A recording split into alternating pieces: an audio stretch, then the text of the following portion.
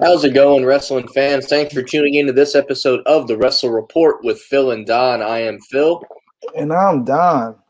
And it is Thursday. It is Thursday, right? You got to make sure I got my days right. We yes, are a little less than a week away from NXT Takeover Stand and Deliver Night 1, because if you haven't heard, it's 2 nights this year. So we will definitely be previewing that whole thing. I had to break out the NXT shirt to show that even though I watch AEW every week, that I am still a fan of NXT. Used to go to NXT a lot. Doesn't happen much anymore, but definitely still a fan of it. And pretty soon, I'm not going to have to pick what I want to watch on Wednesday, so more on that later. We do have a lot to get to even before we get to the NXT TakeOver preview. The first thing I actually wanted to talk about today is it sounds like the Hall of Fame stuff for this year has already been filmed, so I figured this would be a good time to talk about it, because by the time we get on here next week to preview WrestleMania, that'll probably already been done. So we might as well get with that now. So that's something I want to talk about. We obviously know the 2020 class is going to get inducted this year too.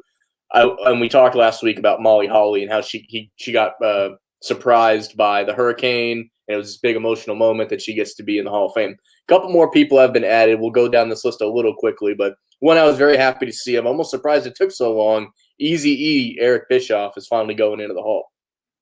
Man, I was so happy for him because Eric Bischoff was the ruthless aggression era. If you really think about it, ever since him and Austin was the general manager, it made for great TV.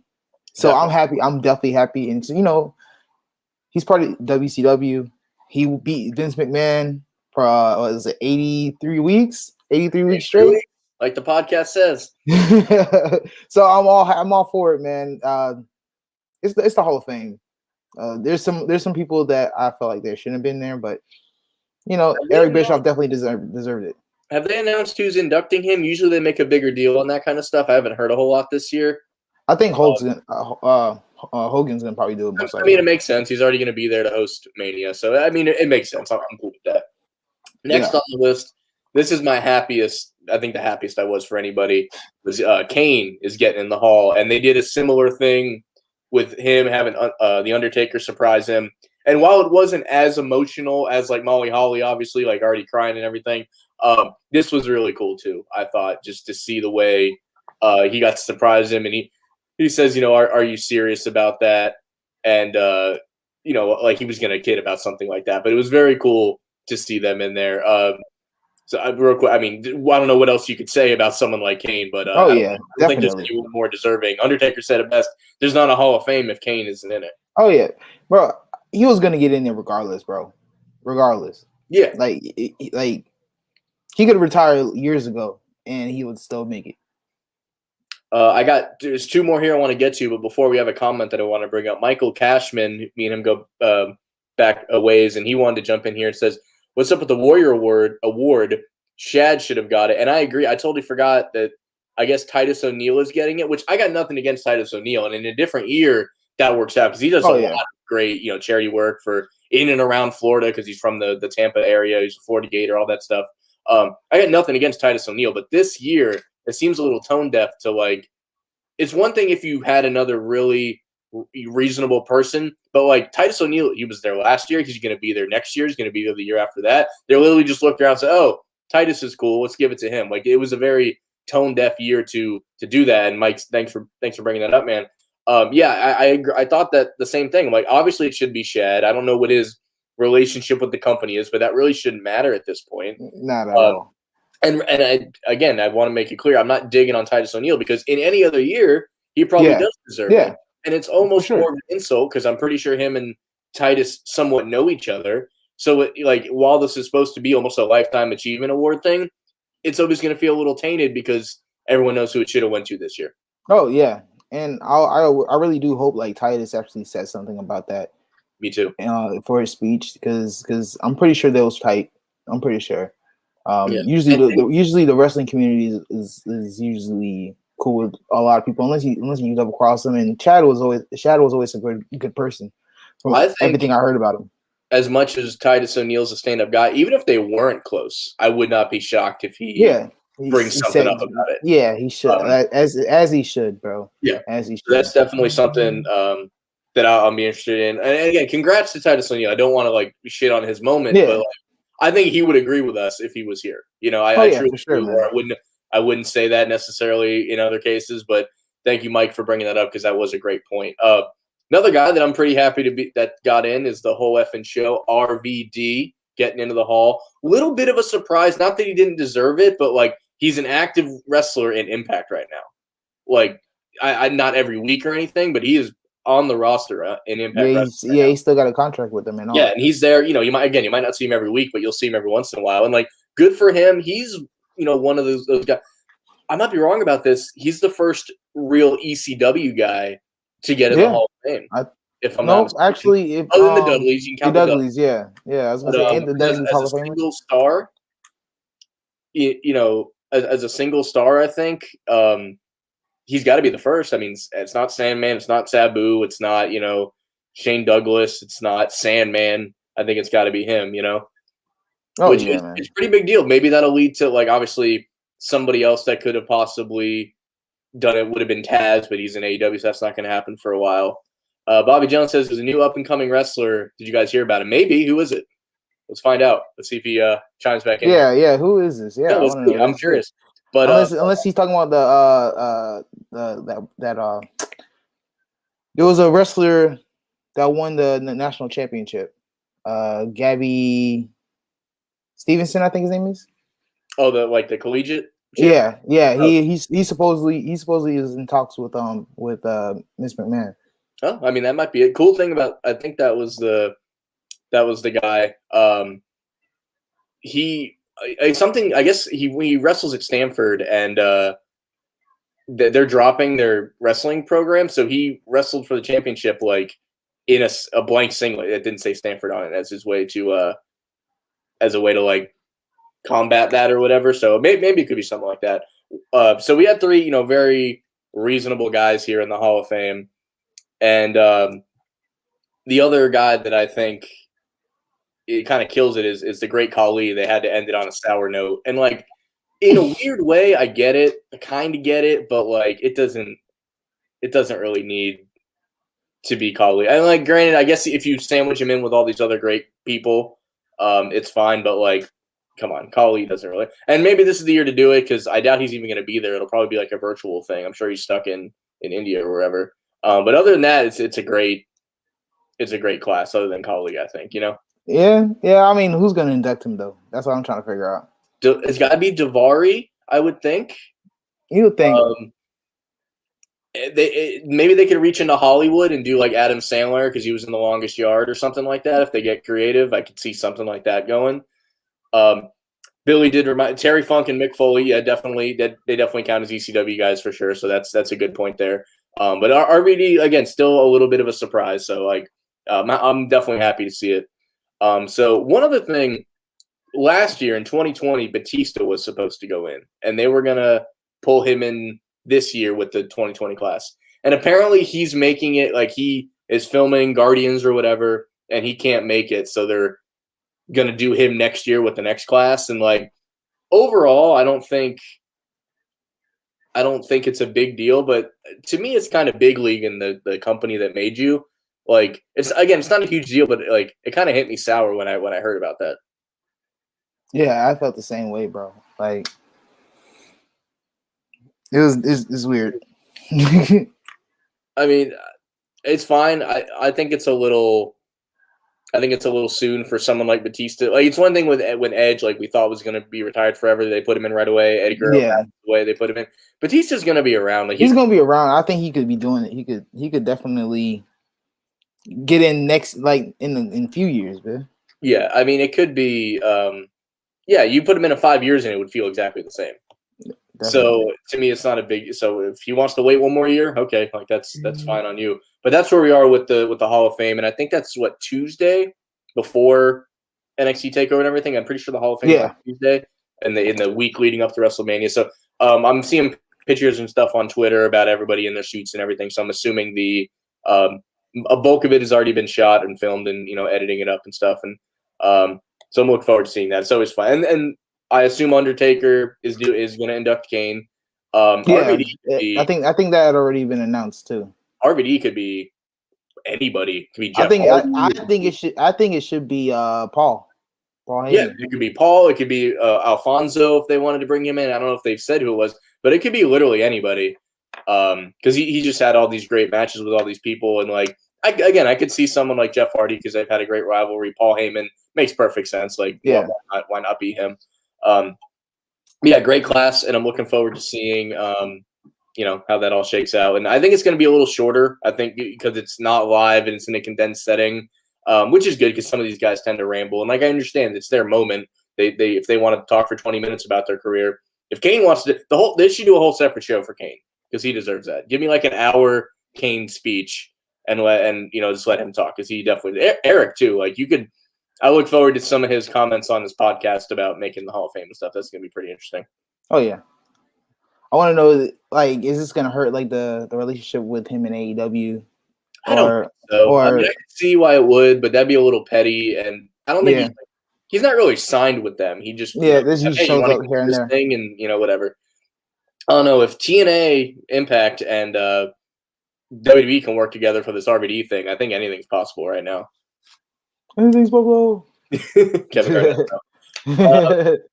Want to jump over to some New Japan news. We talked about it a couple weeks ago that the IWGP Heavyweight and Intercontinental Championships are being merged and that a new title was being created. And I remember saying that I hope they don't tweak the belt too much because everybody loves that belt. The average person that likes New Japan and other it's probably the best looking belt in wrestling.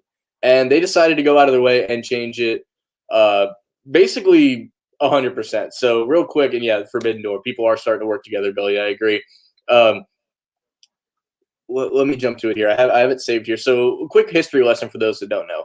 These are the 4 previous IWGP championship belts. These 2 top ones are from, the 80s up into the mid 90s.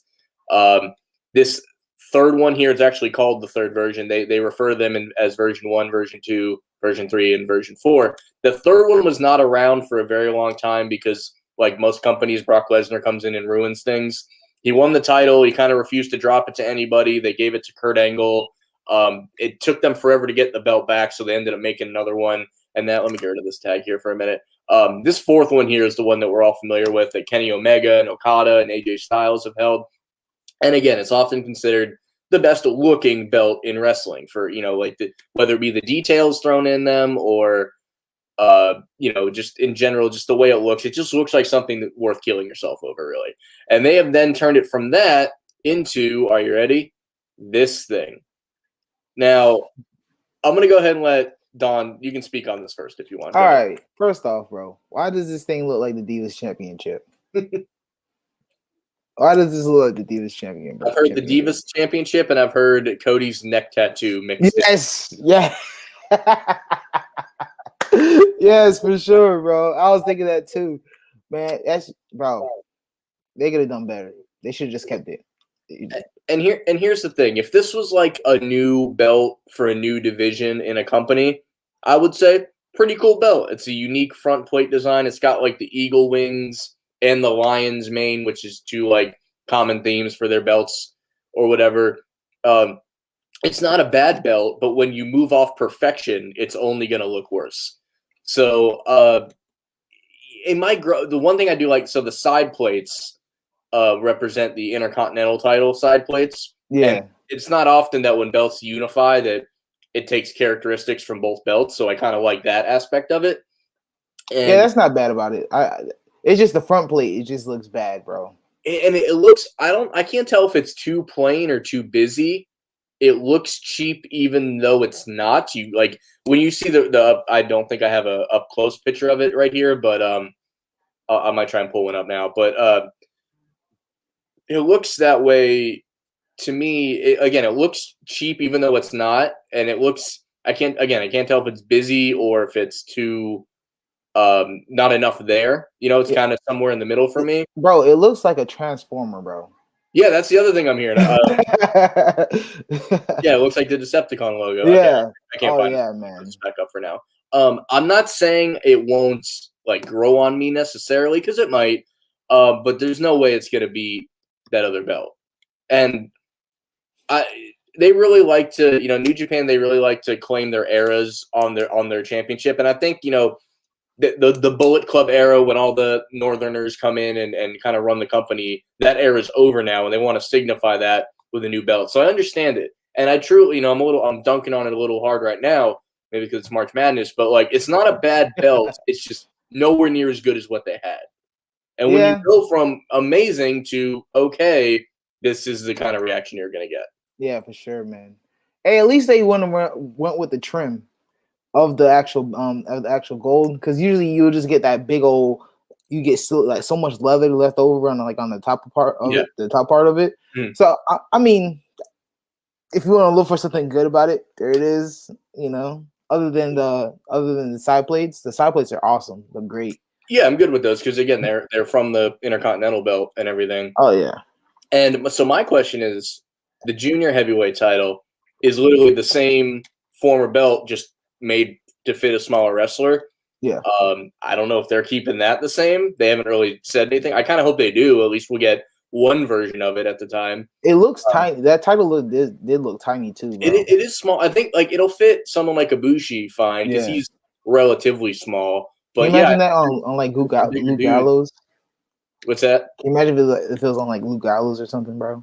Yeah, and even like Okada's a size guy, but like Tanahashi and his like buffest, it's gonna look a little small on guys like that. But if you look at the versions 1 and 2 that I showed earlier, they were also on the small side, so that's not really something they're afraid of, I don't think. So I don't know, maybe it'll grow on us, but not a little stumble out of the gates for New Japan with this new belt. So pretty soon we're getting to the NXT Takeover review. I want to bring up 2 quick AEW notes from last night. Christian Cage had his first in-ring match for the promotion against Frankie Kazarian, which is a great first pick, I think. Match went near 20 minutes. They have like 20-minute time limits, and it was really getting close to a time limit draw. I thought he looked good. He took you could tell he took just enough bumps to be like, yeah, like I'm good to go. I wouldn't be taking these bumps if I wasn't. So I just, wanted to mention, Christian is in the ring. He did win his first match, which, while predictable, I understand it. And like, it doesn't really hurt Frankie necessarily, but it was a good first match. It opened the show, which it was, I say old school, really. It was just like the era that Christian is from type of match, which is almost considered old school nowadays. Yeah. So, I'm curious where they go with Christian. They kind of teased the Kenny Omega thing. I don't know that he's going to jump right into it right away. And he probably shouldn't really. So that's. I mean, like I'm okay if Christian actually won some matches, like a series of matches, and then he went against Kenny Omega. I wouldn't have no problems with that. Like you can do like every single week, Christian goes against someone new, and he wins convincingly. And then at Double or Nothing, you can put them going against each other. I'm okay with that, but I don't want him just being, hey, you won your last week's match, so let's fight for a championship. Yeah, for my title. Yeah, I do hope if they do it, it's down the line and it's when he has some steam going to him. For sure. Another bit that happened in AEW, and this was really the main talking point that I wanted to bring up for AEW this week, was QT Marshall kind of turned on the Nightmare family and he brought some of his students with him. And which the exhibition match, the idea of it was actually kind of neat because Cody was like, if I get a chance to put the figure 4 in, I'm not going to do it because I don't want to break your legs. And if I have the chance to hit the crossroads, I'm not going to do it. And both situations happened. And it really felt like an exhibition match. It was almost like a practice match on TV. Yeah. Like, oh, don't do that. Don't make that mistake because then I'll do this. And it was unique. You don't see that very often. Yeah. And so unfortunately, my fault. No, go ahead. Oh, unfortunately, I didn't get to see this, but I saw the highlights of it, and I've heard the podcast. I heard the podcast about it. Is it true that they who was the tag team? They turned on Cody as well. They ended up going with QT. It's Nick Camarado, the big buff dude, and then 2 other guys who I didn't really recognize too much. Okay. They beat up Lee Johnson, which is really where this started because when he won his first match, he thanked everybody in the Nightmare family by name except QT. So that's really where this started because QT was his storytelling. Yeah, so story. And so they hit him with this border toss out of the ring onto the ramp. You know how the ramp's like level with the ring, which looked pretty nasty. So QT, there were some people online, wrestling Twitter, whatever. QT now has, they're a little loose with this term, but like, oh, now QT has a faction. So it brings up the question: does AEW have too many factions? So before I answer, what do you think? Because actually, real quick, someone went through the list. So you got Team Taz, Inner Circle, Death Triangle, Nightmare Family, The Pinnacle, Jurassic Express, Best Friends, Kip, Miro, and Penelope, the Matt Hardy family thing, the Dark Order, the Elite, and then QT's crew, whatever that happens. That's 12. That's 12 factions. Oh, I mean, if you think about it though, man, I have a feeling they're gonna end up having like a 3-man title. Down the line. They've almost said that they will, and honestly, they need to bring it up sooner than later. Yeah, because you got 12. Like I just counted 12. 12 different factions, bro. I mean, it's definitely different. Billy is right. He's bailing us out again. The other guy that left with QT is the Agogo, Anthony Agogo, the boxer guy. That's the guy. Thanks, Billy. Yeah, Billy's got our back. Oh yeah. So to bring this up, here's one thing. I just want to pull that list up one more time. If you consider every one of those as factions, then yeah, that's probably too many factions. I don't know that QT's thing is going to be a true faction. It's just like, I didn't feel appreciated in the Nightmare family, so I'm not going to, and I'm going to bring this few students that feel the same way. The Nightmare family, to me, is not a faction. It's literally a wrestling school. It's the Nightmare Factory, right?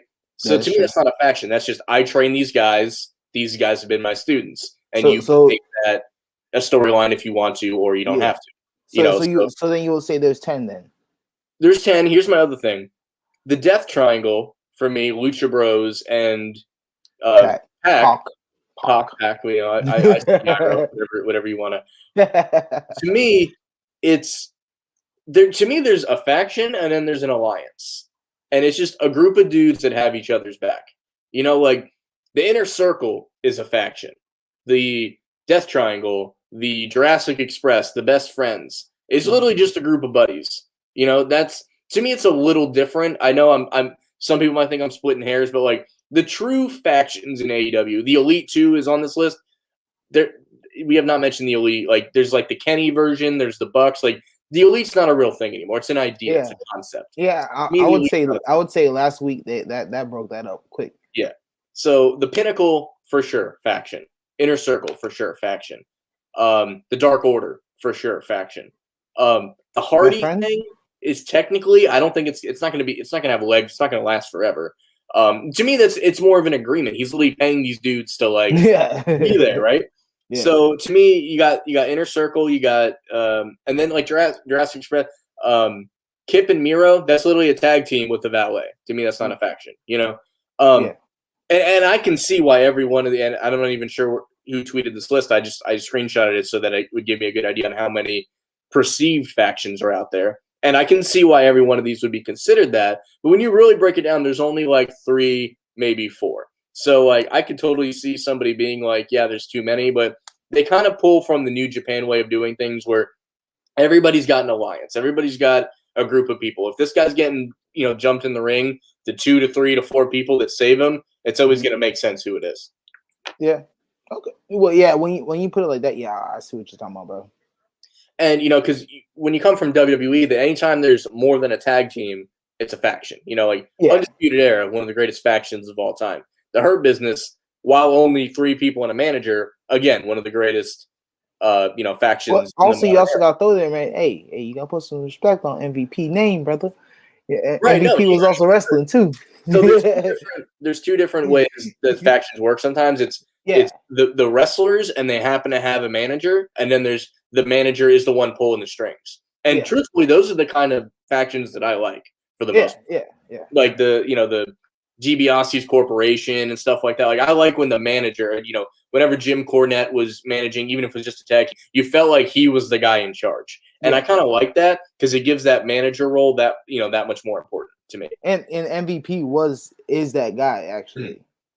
Well, 100%. Are we going to talk about that? We're gonna do that next week because that'll be a WrestleMania story. Because I have a theory on. I don't think they're done completely. I'm just gonna throw that out there. That's what we call it tease in the business. We're gonna we're gonna put that in there for next week. But too many factions in AEW, maybe I could see why someone would think that, but the way I view a faction, I would say no. I think it's just guys have alliances, and it's like at a workplace you have your cliques, right? In high school you had your cliques. Like I think it's more like that, which makes sense to me. And I can understand. I understand where you're coming from too, because I can see your point of view as well. Yeah.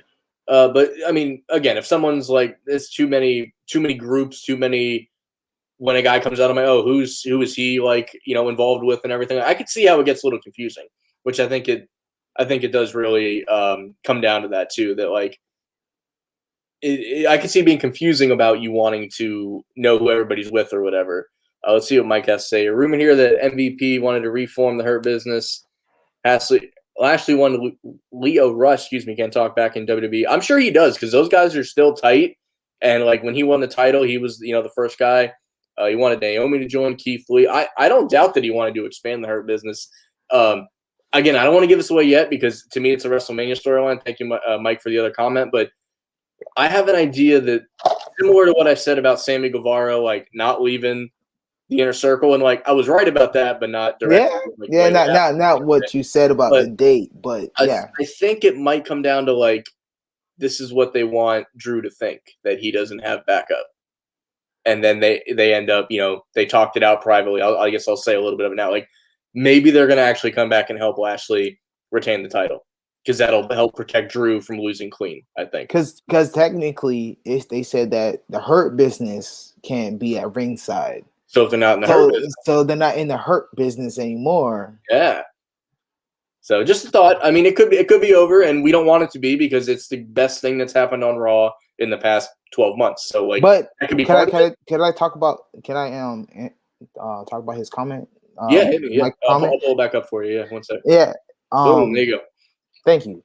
So yeah, Mike, man, you're right, bro. I could see this happening. Like I could see Leo Rush coming back, but unfortunately, isn't Leo Rush like the GCW champion? He's in MLW. MLW. He's doing his little own belt collector thing right now. So. Well, I mean, I wouldn't now trust and believe.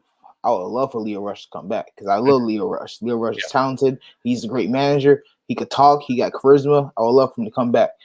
Now Naomi joining them, I'm all for that. Mm-hmm. I'm all for that because Naomi needs some more shine. And I've been saying this from day one.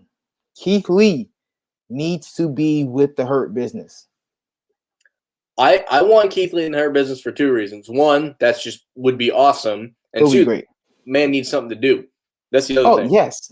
Well, technically, they're saying that he has some type of medical issue going on right now. Mm-hmm. Rumor has it. But I wouldn't be surprised if he's there at WrestleMania. I wouldn't be surprised. Maybe he's the guy that interferes and joins the Hurt Business the next night on Raw or something like that. I'm all for it, bro. There's a couple ways you can do. I am all for a heel turn for Keith Lee, bro. I think he will kill it. Because you would think they want to protect Drew. Like if they want Bobby to beat Drew, they gotta. I don't think it's gonna be just like clean in the middle of the ring. Yeah. One, because that's the heel, and that just wouldn't be how that goes. I wouldn't be surprised if Bobby wins. Well, I'm over here talking about what's going to happen in WrestleMania. Mm-hmm. But I won't be surprised if Bobby wins, and then at SummerSlam he ends up losing against Drew. I can see that. That's a totally reasonable, respectable amount of time for Bobby to have the title and everything. Yeah, for sure. I want Bobby to have at least a couple months, bro. Mm-hmm. Yeah, but more on that next week. It's hard to not talk about WrestleMania. I know, man. It's so close. It's in the same week, but we want to give NXT its time. But before we do that, we got to do my favorite part of the show. It might not be anybody else's, but it is definitely mine. It's time for the NWA Minute. Hey, so NWA Power, episode 2 on Fight. This is episode, I think it's 23 total. Just one or two big notes here. We got a new NWA national champion, Chris Adonis, the former Chris Masters, defeated Trevor Murdoch after he beat him up after the pay-per-view match they had. He jumped him before the match in this one. He wrestled the whole match. This NWA is very old school, but Murdoch wrestled the whole match in a neck brace, which was supposed to be serious, but I just found it funny. Oh yeah, definitely. And so typically the way the NWA works too is the national champion is kind of the ipso facto number one contender. So Trevor was already eyeing Nick Aldis in the 10 pounds of gold, the belt over my right shoulder over here. And so he kind of threw it out there as like, okay, well, defend your title and see what happens. And then Adonis is still kind of auditioning to get in Strictly Business. And Aldis has kind of done the, well, I don't condone what he's doing, but it's getting results kind of thing. So we do have a new NWA national champion, Chris Adonis, which is pretty awesome. I think it fits his character very well. And next week, a little teaser, the Pope defends his TV title against the new number one contender, Fred Rosser, the former Darren Young. I just dropped it. Darren Young. Darren Young, yeah, sorry, Darren Young. It's a former Darren Young from WWE, the Nexus, and primetime players. Him and Pope. They were actually I always said that he looked like he's the black John Cena. I always said it. He looks like John Cena. If you really look at him, if you was to like put like a white sheet over, he looked like not a white sheet. Can't do, but a white skin. Yeah. If he was white, he would be John Cena. Well, just look alike. Yeah. So that's the NWA Minute. We have a new national champion. We got a great TV title match next week to look forward to. Tuesdays, 6:05 on Fight. Definitely check that out. It's worth your $5 a month to get all their content. And if you're not sold yet, they do kind of a recap highlight of the show on YouTube now, like what you missed. You don't see the results, but you can at least see like who was at the show, and you can see some of the better bits. So maybe you need a little, not everybody's familiar with NWA. Definitely check it out on YouTube. You'll just get a little summary, at least know what's going on down there in Atlanta. We got another comment here. Darren Young's about to shine for the LGBTQ community. You know what? He's such a good wrestler that I'm glad that's not just his gimmick. Like it's very prominent. Like he'll wear a shirt with it or whatever. But like he's just that damn good, man. And I often forget that he's such an advocate for that. Being that that's his lifestyle and everything. It comes up after he's in the match and people talk about it after a while. And I love that he's in the NWA. I think it's a great platform for him. Yeah, I forget how good he really was. So yeah, he was always a good thing. I always felt like he carried the part-time players, bro. I always felt like he carried them.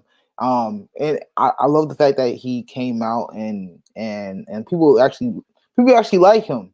Oh yeah. Like usually when people come out, people don't really mess with him like that. Mm-hmm. But I love Darren Young. Darren Young he's good people's man. I loved him since he was with Nexus. I always thought he was a good wrestler. I really liked him. I thought he was misty because they never really gave him like a character. He was just a dude in the dude in Nexus. Yeah. Like to me, he was almost, and they did the same thing with Michael Tarver. Like they never gave him anything, but he had the mask, which we're all too familiar with these days. But he had the bandana look, so he was like between the two guys. You looked at the dude in the bandana, which was no good for Darren Young. So I'm really excited to see. Like I love the Pope too. That's my one thing. Like I don't know who I want to win this match because like roster is great, but like the Pope has not really been in a championship position for a while. So I'm hoping for a good match. Maybe I'm hoping the Pope's been in the NWA a little longer. Maybe he squeaks out a win and Rosser comes back stronger next time. But I think either way I'm gonna be good with it. We did just get a title change this week. Maybe we won't get him back to back. I'm just kind of trying to predict logic, Pope is Elijah Burke, right? Yes, Elijah Burke. Yeah. Okay. So in TNA, he was the Pope D'Angelo Dinero, which I love that name. I wish for some reason now it's just shortened to the Pope. But yeah, so because I remember I sent you the picture of like, oh look who won the title. He's like, I don't know who the Pope is. I'm like, it's Elijah Burke. He's like, oh yeah, hell yeah. Yeah. I just remember him from ECW. WWE ECW. Yeah, ECW. Yeah. Mike says that Young wanted to go to AEW and AEW didn't want him. That sucks if that's true, but honestly, like, what would they have done with him? They have so many guys who would just be on dark. Like, he'd probably be getting some wins or whatever. But like, honestly, if you're a fan of the guy, I think this works out better for him. He's already getting a championship match. To be honest with you, bro, I'm okay with him not being in AEW. I told you, I've told you this before. Mm-hmm. It's been on the show plenty of times. They have too many people there at AEW. Mm-hmm. Too many people, and like there needs to be someone out there, which is NWA, for him to go out there and shine over there. I'm all for it. They could put Young or Ross or whatever with Sonny Kiss That would actually be pretty cool if they did that. Yeah, Now don't get me wrong. It would have been dope though. Yeah. It would have been dope. You're right, Mike. That would have been dope. But like I said, I'm cool with him being over there. And I'm not saying there's not stuff he could have done, but they got so many guys there, and it's why they have two separate YouTube shows, because they're trying to, they sign these guys and they do want to use them. Like whenever they sign a guy, it is sincere, or girl in this case. But they do what they can with everybody. I think for now, I mean, I mentioned every week, like Ricky Starks came from the NWA, Eddie Kingston came from the NWA. If roster has a good showing, I would not be shocked if he showed up later in AEW. Yeah. For now, I think he's right where he needs to be. So I'm looking forward to the match. I kind of hope it's Pope, just because I've always been a big fan of that guy, and he's finally – I've never really seen him with any decent title run anywhere. There was a real good time where he wrestled. It was AJ Styles and TNA Lockdown. It was a cage match for the world title, and he ended up losing. And I think that was the missed opportunity. If you give Pope the belt that particular year, if Billy's still in the chat, he would know. He's the TNA expert, because we used to go a lot. He went more than me, but that was the perfect time for him to really be that next level. They kind of bobbled him with that, and he never really recovered as a championship level guy. So to see him as the TV champion, and that's like the workhorse belt, so it's good to see him get that opportunity. So I'm talking myself into it more. I kind of hope he retains, but Roster's a tough dude, and it could very well happen that way. So now for the main event, the kit and caboodle, the reason that a lot of people are here, NXT TakeOver, Stand and Deliver. We're doing predictions, right? Yeah, we can do predictions. Okay, cool. Okay. As we get into the NXT news, one thing I do want to mention is it is finally official that NXT will be moving to Tuesdays starting April 13th. We kind of half broke the news last week, and there's not much more to say about it other than I'm happy about it. I don't have to pick between NXT and AEW. Impact is moving to Thursdays, so we get NWA's on Tuesdays at 7 o'clock. That's a nice lead-in to NXT. We got AEW on Wednesday, and if you're ever so inclined, Impact's on Thursday. That is a great midweek, because if you're like me and you're kind of over the shit that Raw and SmackDown are doing, you still got a lot of good stuff in the middle of the week. Well, I wouldn't say nothing about SmackDown, but Raw, yes, I can understand. SmackDown's fine most of the time. Most of the time. Yeah. There's some hiccups here and there, but yeah.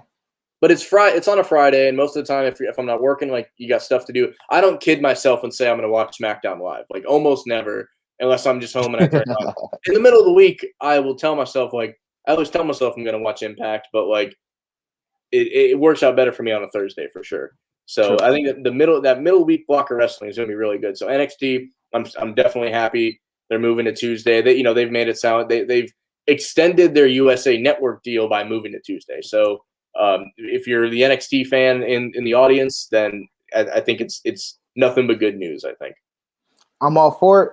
Now I can actually watch AEW and know switching back and left and right. And now when we do this show, you don't have to ask me what happened on AEW. I don't have to ask you what happened on NXT. And it works out for us, bro. It's gonna make the show that much better. So I'm all for it. And it gives us wrestling every freaking day, bro. Yeah, dude, I would have loved this back in the day. I remember, as a kid, you were happy to wake up on a Monday because you knew Raw was going to be on. And then SmackDown, it's been on Fridays, it's been on Thursdays, it was on Tuesdays for a short time. That's always jumped around, but Monday was your day. And then you'd be lucky if there was a pay-per-view. There wasn't all these indie companies that you could just watch on your computer and everything, back in our day or whatever. But no, if you'd have told 12-year-old me that 28-year-old me can watch brand new live wrestling every day of the week, I'd be like, oh, well, this is what the future holds, I guess. We got flying cars too? No, but we do have wrestling every week. We got wrestling every day. Yeah, I'll take it. I'll take what I can get. NXT TakeOver, Stand and Deliver, the 2-night event, night 1 being on the USA Network, and then the second night being on Peacock. Do I have that right? Yes, sir. That's confusing to me. I wish it was either both on. I understand why it can't be both on the network, but you should, if it's going to be on USA, you should let it simulcast on Peacock. You should do both. I understand that, but then I also understand why they doing it that way, so they could bump a rating on the USA Network just to close it out for technically the last day of the Wednesday Night Wars, if you want to say that. So I mean, I understand. at the end of the day. I mean, the Wednesday Night War, it's over. You could argue if it ever really began, but it would be pretty funny if, because it's a pay-per-view quality Wednesday night show, what if they beat AEW their last night and just walk off, just ready to go? Hey, yeah, I can see Triple H being like, it's all good, man. We won the last match. That's how. Yeah, there you go. There you go. So I want to breeze through one or two of the one. We got 2 nights worth of shows. We got 10 matches total. So we're gonna talk about them, but we're not gonna spend too much time on every match. I'm gonna start here because we kind of covered this last week. The triple threat title match for the vacant NXT Tag Team titles: MSK, Grizzled Young Veterans, and that. How do you say it? Legado de Fantasma. Do I have that right? Yeah. All right. You're there. I kind of said it last week. I don't know if your opinion's changed. This has got to be MSK's moment. Yeah. Like, they won the classic and they didn't get their title shot when they're supposed to. I don't know what there's much more to say about this match, but I think MSK, gets the belts here. Yeah, bro. I actually kind of wanted the one to be the ladder match. Yeah. I wanted this one to be the ladder match, if anything. Mm-hmm. But yeah, I say the same thing. MSK is gonna win this offer. I'm not sure the story behind this, but I'm still intrigued. Pete Dunne and Kushida. Supposedly, this was built yesterday during the Battle Royal. Yeah, because it popped up yesterday. Yeah. I like Kushida a lot. There's him winning and losing. He's not really in a spot where that matters. And Pete Dunne had one of the greatest matches in NXT history against Finn Balor for the title, where he, obviously didn't go over. So I think this is a get your win back moment for Pete Dunne against another great. He can have a great match and win this time. So I'm thinking Pete Dunne here. Yeah. I'm gonna go Kushida, just because I feel like they built Kushida up a lot lately. I was really bummed when he didn't win the Cruiserweight title, but at the time I totally forgot that that's the interim champion anyway. So I guess it wouldn't have been that big of a deal. True. Mike says he thinks Grizzly Young Veterans are going to win and then feud with MSK. I could see that. Because if you think about it, that's storytelling, because they lost against them in the Dusty Cut finals. And they're like, "Oh, we got the belts before you." That's good stuff. Hey, Mike, you on it, bro? Yeah, he's on it for sure. So you say Kushida, I say Pete Dunne. I think we both know it's going to be a great match. It's going to be a good match. Six-man gauntlet eliminator: Leon Ruff, Swerve Scott, Bronson Reed, Cameron Grimes, Dexter Lumis, or LA Knight. I like Swerve Scott a lot, Isaiah Swerve Scott, but I think everybody knows that for me, it's all about Eli Drake, LA Knight. They not buried the dude, but they had him lose his second match ever. I don't know what the hell that was all about, but I think a good rebound here. I'm LA Knight the whole way here. To be honest with you, I could see Bronson Reed winning, bro. I think you picked him in the ladder match. I did. You're living and dying with Bronson. Yeah, man. Hey, bro, I love him, bro. He's great. He's holding it down for the big boys. Mm-hmm. Sure. I mean, I don't think I could be upset with any of these guys, really. Yeah, either or, man. Every one of them is. I would be surprised Cameron Grimes winning, man. Yeah, former Trevor Lee, and I'd be okay if Dexter Lumis won, but he's not really a guy that needs a belt, so that would be the only kind of question mark deal for me. But that was my second pick actually, because you can't be abducting people with a belt. It'll just weigh you down. I think that's where that goes.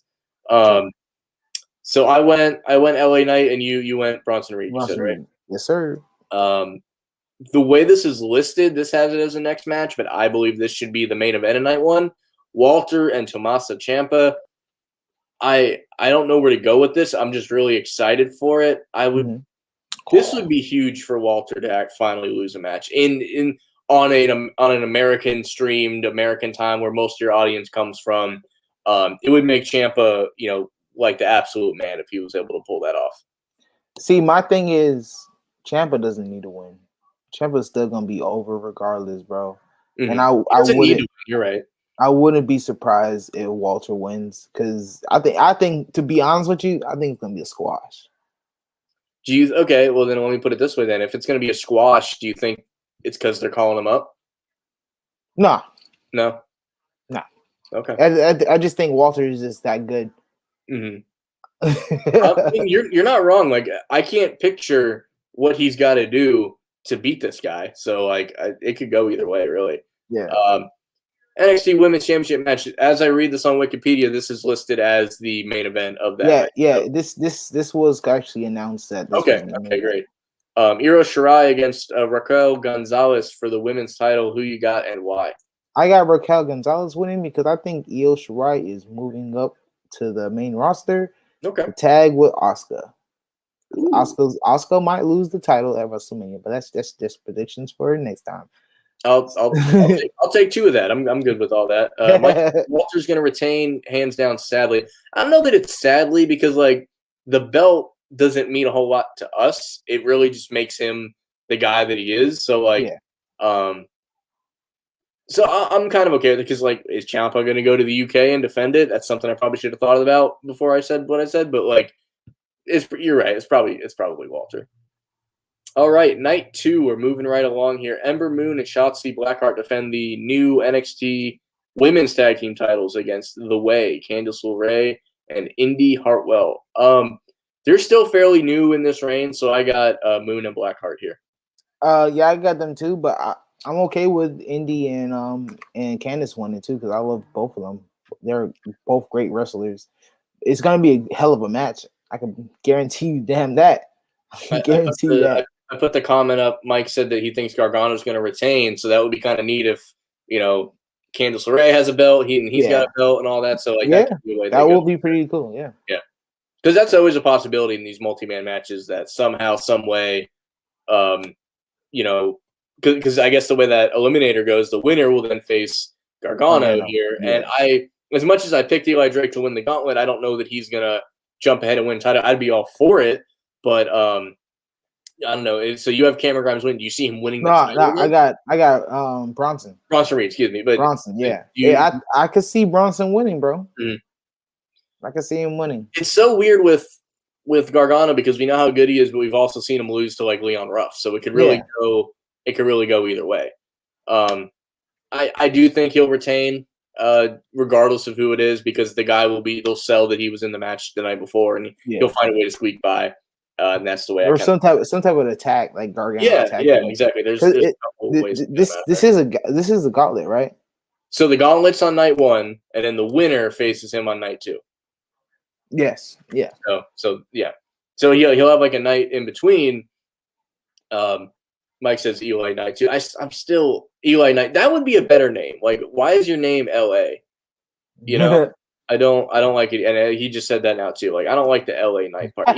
Eli Knight, or just keep. I don't know why you can't use his name. I thought we were past that in wrestling. Like when you bring in a guy with a following, just let him keep his fucking name. I don't know what's so hard about that. Trademarks, bro. Trademarks. People own people's names. The undisputed cruiserweight champion ladder match. There can be only one. Jordan Devlin, the guy that I totally forgot existed until about 2 weeks ago. Again, no fault of his own, but I don't watch NXT UK. Defending against the interim champion, I guess, Santos Escobar in the ladder match. Like you said, you kind of wish that the ladder match was the multi-man, but instead it's this. So who do you have for the cruiserweight title? I want to say that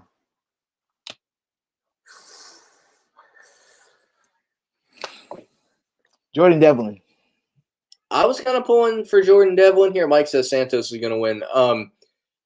Because as far as the American audience on NXT, like we've seen Santos be the champion like long enough, and Devlin never really got his run that they had maybe planned for it. So I'm also going to go Jordan Devlin. I think they're going to do him like they did Sammy. You remember Sammy wasn't able to wrestle because he was he decided not to be there at WrestleMania last year. And then like his first title match, he actually won. Yeah. So I won't be surprised if Jordan Devlin wins. I agree. Don't get me wrong though. I love Santos too. He's been a great champion. I don't think he needs that. I think he needs to go after the actual NXT title.